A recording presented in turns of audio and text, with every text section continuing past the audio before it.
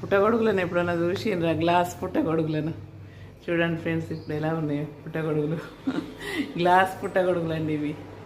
Glass పుట్టగొడుగులను చూడకపోతే చూడండి ఇలా నేను డెకరేషన్ చేసుకున్నాను. నాకు ఇలా గ్లాసులతో డెకరేషన్ చేయడం చాలా ఇష్టం. శివునిలాగా ఇక ఇలా శివుడు అని నేను ఇది చేస్తా, సంతోషపడతా శివునిలాగా. అవేమో ఈసారికైతే పుట్టగొడుగులాగా నేను అన్ని వాటర్ బాటిల్, ఇంకా అదేంటి